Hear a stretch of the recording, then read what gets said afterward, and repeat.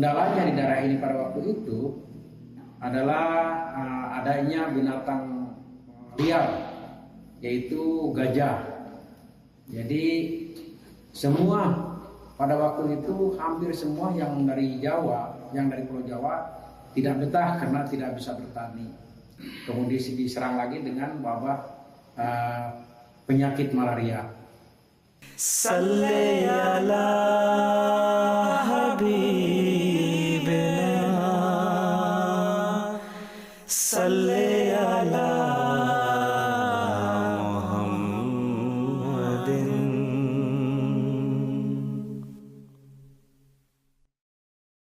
Benih-benih yang ditebar dari perkampungan kecil Citalahap kini telah tumbuh di banyak tempat. Salah satunya tumbuh jauh di daratan Sumatera. Pada tahun 1985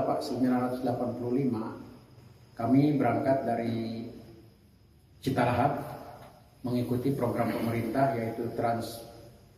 Itu berangkat ada empat kakak. Waktu itu masih muda semua. Jadi sampai di tempat di daerah Riau. Daerah Riau adalah tanggal 23 bulan 7 tahun 85. Pada waktu itu kami berempat semangat untuk rencana membangun sebuah tempat ibadah. Sampai mungkin 2 bulan kemudian kita membangunlah tempat beribadah. Tapi letaknya bukan di halaman kami, di halaman saudara kita yang mungkin agak jauh sekitar 200 meter dari tempat kami. Kemudian setelah itu kami lihat di buku brosur apa dan mengapa, di situ di sampulnya itu ada bahwa di daerah Pekanbaru itu ada jemaat, bahwa kami berusaha untuk mencari jemaat ke Pekanbaru, menggabungkan diri. Alhamdulillah ketemu dan langsung ketemu dengan Bapak almarhum Imam Tauhid sebagai muda, dan kemudian Bapak Muhammad Iqbal. Beliau tinggal di Duri. Beliau adalah putra sesepuh dari Sukabumi. Kemudian setelah itu maka semangat beliau-beliau berdua ini bahwa seminggu sekali, kadang seminggu sekali rata-rata mengunjungi kami supaya kami betah. Siapapun itu dan dimanapun itu, hal pertama yang paling dicari dari seseorang murid Imam Zaman adalah saudara seiman. Hadirnya Maulana Imam Tauhid dan Bapak Iqbal bagaikan seorang adik yang senantiasa hadir dan secara terus-menerus memberi dukungan. Kemudian berdirilah kami membuat musola yang ukuran 4x6, terbuat dari kayu. Kemudian setelah itu maka kami mendirikan sholat Jumat, kemudian diadakan juga pengajian anak-anak gitu ya, belajar anak-anak GER juga ada yang belajar di sana. Namun kendalanya di daerah ini pada waktu itu adalah adanya binatang liar, yaitu gajah. Jadi semua pada waktu itu hampir semua yang dari Jawa, yang dari Pulau Jawa tidak betah karena tidak bisa bertani. Termasuk saudara kita juga yang 3 kakak itu tidak betah. Hanya bertahan sampai 1 sampai 2 tahun. Karena di sini juga tidak bisa bertani, kemudian diserang lagi dengan wabah penyakit malaria. Ketika sebelum yang 3 kakak itu pulang, maka kami pernah juga dikunjungi membalik dari Padang, yang dari Pakistan, yaitu Bapak almarhum Abdul Hayyape. Alhamdulillah kami tanggapannya sangat luar biasa bagus. Kemudian Bapak almarhum Imam Tauhid juga selalu datang dengan pakai kendaraan sepeda motor yang kurang layak pakai. Tapi beliau juga tidak mengeluh dan semangat untuk mengunjungi kami. Pada waktu itu juga beliau membicarakan masalah pembentukan cabang. Namun kami tolak. Kenapa kami tolak? Karena takut beliau-beliau ini yang 3 kakak ini takut pulang ke Jawa. Kami tahan. Rupanya betul bahwa udah 2 tahun kemudian mereka itu pada pulang semua. Jadi tinggal kamilah tinggal di daerah ini. Seiring waktu, cobaan terus dirasakan oleh ketiga pendatang tersebut, mulai dari serangan gajah hingga malaria. Kemudian walaupun kami tinggal sendiri gitu, Bapak Muhammad Iqbal selalu menasihatin kami, dengan Bapak almarhum Imam Tauhid juga sering menasihati kami bahwa kalau seandainya di tempat itu ada gajah, nanti akan jadi kota katanya, ramai. Dan saya juga akan membeli sebuah rumah di sana katanya untuk supaya mengujang betah. Jadi setelah orang itu pulang, maka kami juga terserang penyakit malaria yang mungkin sekitar lamanya kami kena kurang lebih dari 3 bulan. Jadi masjid yang sudah kita bangun itu kami serahkan ke Pekanbaru karena kami tidak mampu untuk memindahkan ke area kami, dan kami juga lagi sakit, maka kami serahkan ke Pekanbaru. Jadi entah jauh di mana itu masjid itu, karena bahan-bahannya dibawa ke Pekanbaru. Kemudian setelah itu Bapak Imam Tauhid juga mutasi dan digantikan di Pekanbaru itu dengan Bapak almarhum atau Rajab. Jadi beliau juga sering mengunjungi ke sini, kadang-kadang sampai 1 bulan 2 kali, karena daerah Pekanbaru ini hanya Pekanbaru aja yang ada cabang pada waktu itu. Jadi beliau itu Pekanbaru ke tempat kami, Pekanbaru ke tempat kami, begitu selanjutnya. Kemudian pada tahun 88-89 maka Bapak Mubalik, Bapak atau Rajab itu membawa seorang pemuda, yang pemuda itu mungkin dari Jamiah. Jadi yaitu Bapak Teguh Nasir Ahmad, dan beliau mengatakan bahwa ini katanya bukan mubalik, ini calon mubalik. Meski hanya 3 bulan di Kota Bangun, keberadaan mahasiswa Jamiah yang sedang melaksanakan KKN membawa perubahan bagi cabang yang kini teregistrasi 140 tersebut. Kesempatan itu pun tidak disia-siakan oleh Pak Supianudin. Semangat pertabligan pun membuahkan hasil. Dan alhamdulillah Bapak Teguh Nasir Ahmad itu selama 3 bulan di daerah kami, ya kumpul dengan kami di rumah gitu ya. Dan pada waktu itu juga kami selalu bertablik dengan beliau. Hampir setiap hari kami bertablik gitu. Kemudian setelah itu maka beatlah di depan rumah, yaitu Bapak almarhum Ikhwanuddin satu keluarga, kemudian ke Bapak Ketua RT-nya juga satu keluarga. Di sana ditambah lagi depan rumah juga ada 2 keluarga. Jadi 3 keluarga yang beat. Alhamdulillah berarti jumlahnya sudah 4 kakak dengan kami. Kemudian setelah itu kami tidak punya tempat beribadah lagi, maka pertama kami melaksanakan sholat Jumat, karena beliau juga Bapak Muhammad Iqbal itu adalah beli rumah di samping kami gitu ya. Jadi itulah kami bikin rumah misi sekaligus dengan tempat beribadah. Jadi Bapak Teguh Nasir Ahmad pindah ke tempat Bapak Muhammad Iqbal, kemudian kita sholat Jumat, juga sholat berjamaah juga di situ gitu. Ada juga pengajian juga di situ, dipakai tempat beribadah juga. Kemudian setelah itu kami mencoba untuk membangun masjid yang kedua. Untuk membangun masjid kedua dengan ukuran 7 kali 7 meter kali 7 meter. Dan sekarang itu posisi masjid itu masih ada, belum dibongkar gitu ya, belum dibongkar, sekarang juga masih ada. Disitulah kami pindah kegiatan semua ibadah juga, sholat berjamaah, kemudian pengajian. Di situ juga bahkan di masjid itulah pernah kami mengadakan jalsah tarbiyat. Jalsah tarbiyat. Kemudian setelah itu kami nyebrang pertabligan ke desa Kota Baru. Di desa Kota Baru kami sistem tablik itu dirubah, dan kami mengikuti acara-acara mereka. Yaitu kalau mereka itu kan biasanya orang-orang Gair itu di setiap malam Jumat mengadakan yasinan. Jadi kami mencoba masuk ke sana, dan kemudian kami diterima untuk ikut bergabung setiap malam Jumat. Kurang lebih jarak tempuh dari Kota Bangun adalah sekitar 7 kilo sampai 8 kilo gitu. Jadi alhamdulillah di sana juga diterima dengan masyarakat di sana, dan alhamdulillah setiap kami ke sana itu ada yang beat, dan pertama beat itu adalah orang dari Muhammadiyah, Bah Juremi namanya, Bah Juremi, dan beliau itu adalah P3 NTCR, jadi tukang menikahkan lah gitu. Dan beliau mengatakan bahwa dari nenek-nenek kami katanya dulu pernah dengar bahwa Imam Mahdi itu akan datang di akhir zaman. Setelah kita datang, maka mereka juga menyambut kami dan mereka bergabung. Jemaat Kota Bangun merupakan jemaat tertua setelah Pekanbaru, di mana Jemaat Kota Bangun ini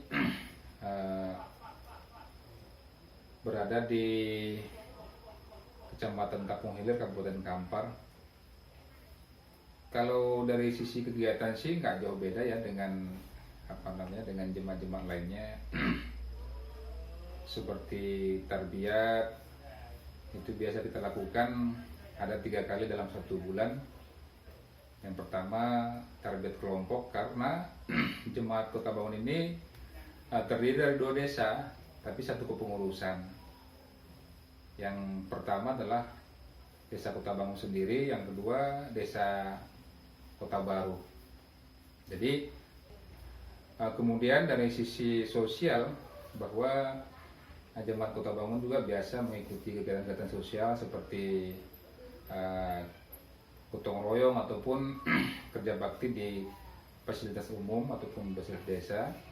Begitu juga seperti sosial lainnya, donor darah biasa kita lakukan 3 bulan sekali. Bahkan pelopor donor darah untuk Kapung Hilir ataupun Kampar ini awalnya adalah Jemaat Kota Bangun, walaupun akhirnya diambil alih oleh pihak desa. Nah, ini dari sisi kegiatan sosial. Kemudian dari kegiatan-kegiatan lainnya ataupun event-event yang lainnya, bahwa Kota Bangun ini sudah pernah menjadi tuan rumah seperti Istimewa LI wilayah Riau 1, bahkan digabung Riau 1 dengan Riau 2. Ada beberapa kali melaksanakan istimewa daerah di Jemaat Kota Bangun. Begitu juga istimewa Ansor pernah dilaksanakan juga di Jemaat Kota Bangun. Begitu juga seperti kegiatan-kegiatan KPA dan juga kegiatan-kegiatan rapat wilayah itu sudah lazim ataupun biasa kita lakukan di Jemaat Kota Bangun. Ini dari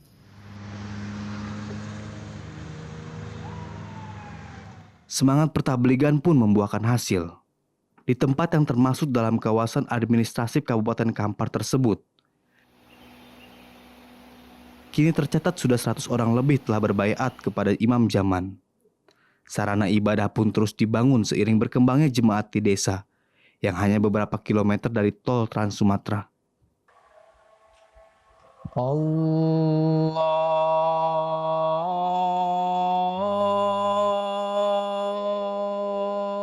Akbar, Allahu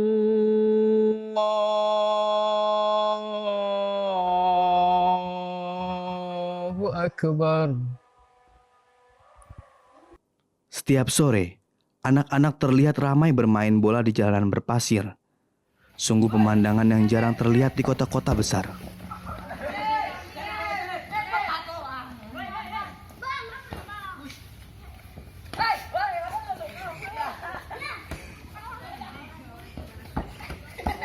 Meski sebagian besar wilayah Kota Bangun terdiri dari perkebunan sawit, namun penduduknya memiliki profesi yang beragam. Pun begitu dengan para anggota jemaat.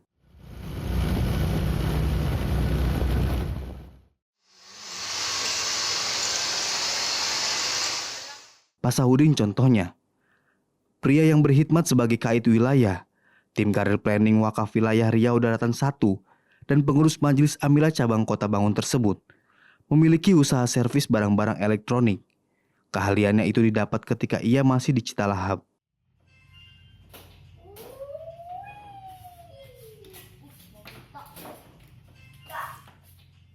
Usaha ini dimulai ketika kami masih di Jemaat Citalahap. Kemudian di tahun 2007 kami mencoba merantau ke daerah Riau, khususnya Kota Bangun ini, berdua bersama paman kami pada waktu itu. Kemudian dalam 1 bulan kemudian kami balik lagi ke Citalahap dan membawa keluarga dari Citalahap ke Kota Bangun ini. Dan paman kami pada waktu itu yang bersama awal ke kami, beliau merantaunya ke Kalimantan. Dan dari 2007 ini usaha kami ini bergerak di bidang perbaikan atau servis elektronik, di mana atau adapun yang kami perbaiki diantaranya yaitu TV tabung, TV LCD, TV LED, dan juga jenis plasma. Kemudian juga ada barang-barang elektronik lainnya seperti mesin cuci, kulkas, dan juga pemasangan dan juga perbaikan AC. Kemudian dari beberapa profesi yang kami tekuni, ada satu profesi yang dari segi tablignya ada, yaitu pemasangan dan juga perbaikan parabola. Karena MTA kita yang Al Arabia ini sudah mengudara di stasiun atau satelit Telkom, secara otomatis channel tersebut sudah bergabung dengan channel-channel nasional yang ada di Indonesia. Dan juga selain itu, untuk mempermudah pekerjaan ini, kami juga dibantu oleh seorang hudam dan juga anak kami yang paling besar sambil belajar juga untuk mempermudah pekerjaan kami dalam perbaikan atau servis elektronik ini.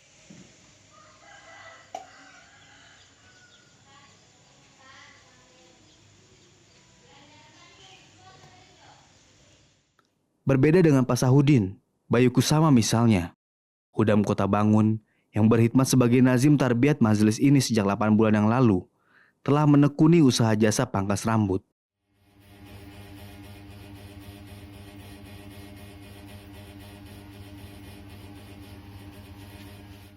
Saya berprofesi sebagai tukang pangkas kampung. Dan saya memulainya sudah kurang lebih hampir 8 bulan. Awal mulanya saya menjadi tukang pangkas juga enggak kepikiran. Enggak ada keinginan jadi tukang pangkas sih, cuman karena kebutuhan yang mendesak jadi terpaksa jadi tukang pangkas. Umumnya budidaya hidroponik hanya terdapat di perkotaan saja. Namun berbeda dengan Muhammad Khairul Amri, di tangannya hidroponik bisa berkembang di pedesaan.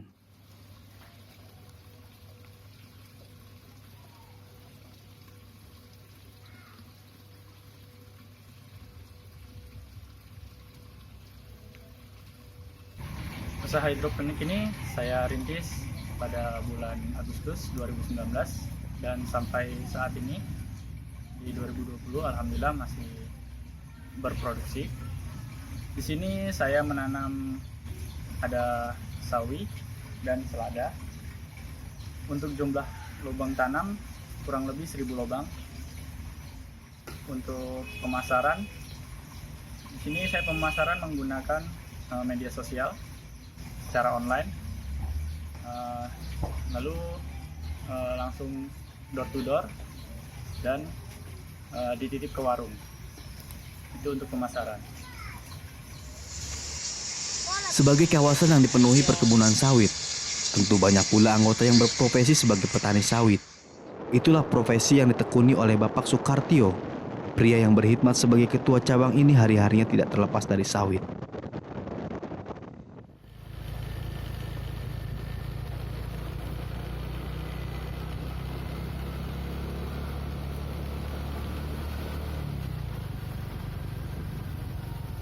Menjadi petani sawit sejak tahun 2000, jadi sampai sekarang sekitar 20 tahun yang lalu. Biasanya setiap harinya memanen sekitar 1 atau 2 kapling, ya kira-kira 1 sampai 2 hektar lah per harinya. Tapi tidak selama 1 minggu, biasanya cuma hari Minggu sampai hari Kamis. Nah, kemudian saya datang di transmigrasi ini dengan program transmigrasi tahun 1986 awal. Dan alhamdulillah saya mendapat karunia bertemu dengan jemaat dan saya masuk Ahmadi tahun 1993 yang waktu itu Pak mubaliknya almarhum Maulana Bapak Sutisna. Alhamdulillah hari ini saya diberi amanah menjadi ketua Jemaat Kota Bangun di periode 2019 sampai 2022. Mohon doanya mudah-mudahan kami bisa melaksanakan amanah yang kami emban ini. Terima kasih.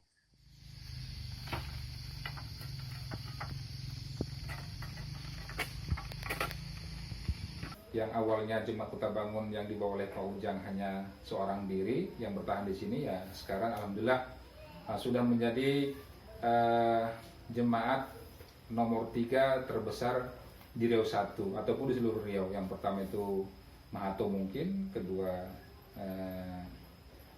Mandokulin, yang ketiga Kota Bangun. Jadi awalnya tadi hanya Pak Ujang sebagai pelopor di sini, alhamdulillah sekarang sudah lebih daripada 100 kepala ataupun 100 jiwa untuk Jemaat Kota Bangun. Dari Cita Lahap, bibit itu tumbuh subur jauh dari pohonnya. Mudah-mudahan generasi-generasi penerus akan senantiasa tumbuh